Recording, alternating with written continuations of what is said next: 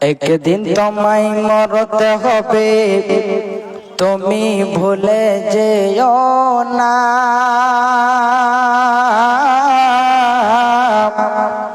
হবে মাটির বিছানা গো তোমার আসন ঠিকানা। এ বাড়ি গাড়ি টাকা করি কিছুই রবে না।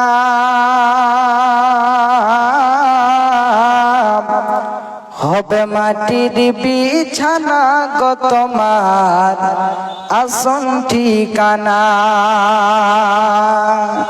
একদিন তোমায় মরতে হবে, তুমি ভুলে যেও না। হবে মাটির বিছানা গো তোমার আসন ঠিকানা। আজরাইল ফেরেশতা যেদিন হাজির হবে এসে, ছঞ্ছাতটি যতই করো জানবের করবে শেষে। চলবে না সেই দিন তোমার, চলবে না সেই দিন তোমার কোনো বাহানা। হবে মাটির বিছানা গো তোমার আসন ঠিকানা। একদিন তোমায় মরতে হবে, তুমি ভুলে যেও না। হবে মাটির বিছানা গো তোমার আসন ঠিকানা। আপন জনের কান্না যখন সবই শুনতে পাবে, বুক ফাটবে তো মুখ ফুটবে না, কেমনে জবাব দিবে? কি করে বোঝাবে তুমি মনের বেদনা? হবে মাটির বিছানা গো তোমার আসন ঠিকানা। কাঁদবে মাতা, কাঁদবে পিতা, কাঁদবে ভাই বোন, পাশে এসে কাঁদবে বসে আত্মীয় স্বজন। করবে দোয়া খোদার কাছে মুমিন মুমিনা। হবে মাটির বিছানা গো তোমার আসল ঠিকানা। একদিন তোমায় মরতে হবে, তুমি ভুলে যেও না। হবে মাটির বিছানা গো তোমার আসল ঠিকানা। উপস্থিত আজকের মহদিস সভার সভাপতি মহাশয়, মঞ্চে বসে থাকা ওলামা, সামনে বসে থাকা ইসলাম দরদি, ইসলাম পিপাসু ভাই এবং বাপজানেরা আমার, সর্বাগ্রী মহান স্রষ্টার প্রশংসা জ্ঞাপন করি, যিনি আমাদেরকে কোরআন ও হাদিসের কথা শ্রবণ করার তৌফিক প্রদান করেছেন। তাই একটিবার মহান মনিবের দরবারে শুকরিয়া জানাই, শুকরিয়া করি। সকলে একটিবার পড়ি আলহামদুলিল্লাহ। তারপরে পরে বিশ্ব নবী, মানবকুল শিরামণি নবী আহমদ মুস্তাফা নবী মুহাম্মদুর রাসূলুল্লাহ সাল্লাল্লাহু আলাইহি ওয়াসাল্লামের প্রতি দরুদ ও সালাম অবতীর্ণ হোক। আল্লাহুম্মা সাল্লি আলাইহি ওয়া বারিক আলাইহি।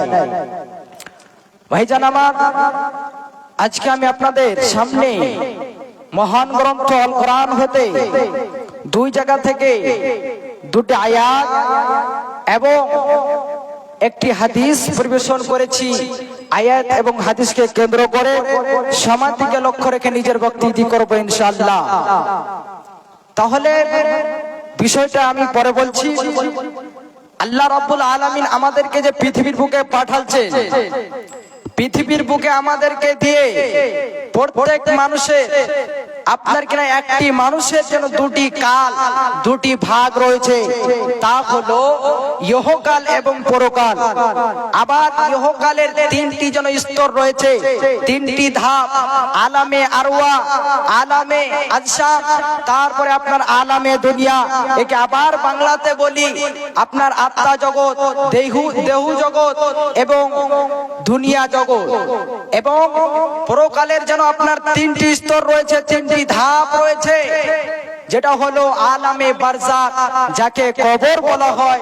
আপনার প্রথম হচ্ছে আপনার পরকালের তিনটি যে স্তর রয়েছে, এক নম্বর হচ্ছে আপনার কবর, দ্বিতীয় হচ্ছে আপনার কিয়ামত, তৃতীয় হচ্ছে আপনার কিনা আখেরাত।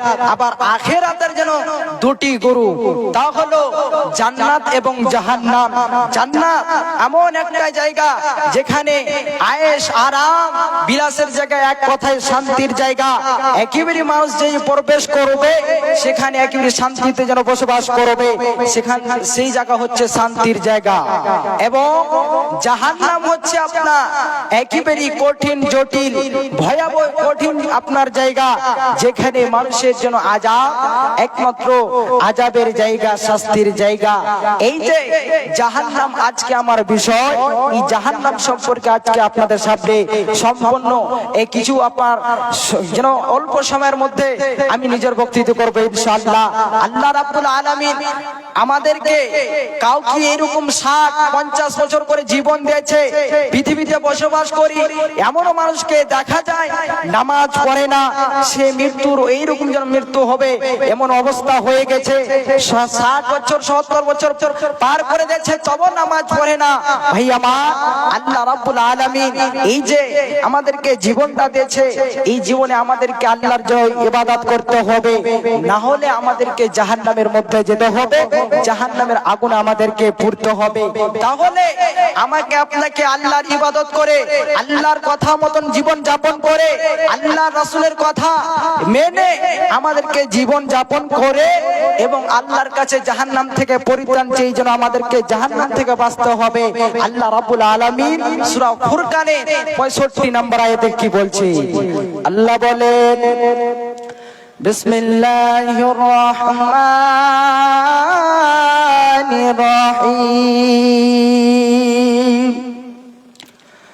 والذين يقولون ربنا اصرف عنا عذاب جهنم। আল্লাহ রাব্বুল আলামিন পৃথিবীর বান্দা বান্দীদের শুনিয়ে দিলেন, ওরে আমার বান্দারা শুনে নাও। ওয়াল্লাযীনা ইয়াকুলুনা রাব্বানা সরিফ আন্না আযাব জাহান্নাম, যারা বলে হে আমাদের প্রতিপালক, আপনি আমাদের থেকে জাহান্নামের শাস্তি দূর করুন।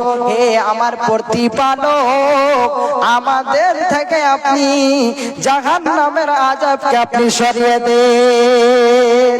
কেননা আল্লাহ রাব্বুল আলামিন বলেন, ইন্না আযাবাহা কানা গরামা, নিশ্চয় জাহান্নামের শাস্তি হলো ভয়াবহ বিপদ, খুবই যেন খাতারনাক। হে ভাইজান আমার, আল্লাহ রাব্বুল আলামিন যেন অন্যত্র আয়াতে বলছেন, ইন্নাহা সাআত মুস্তাকাররান ওয়া মুকামা, নিশ্চয় সেটা অর্থাৎ জাহান্নাম আপনার অবস্থান স্থল হিসাবে খুবই যেন নিকৃষ্ট, খুবই যেন জঘন্য, যেখানে মানুষ আপনার কিনা জাহান্নামীরা টিকতে পারবে না।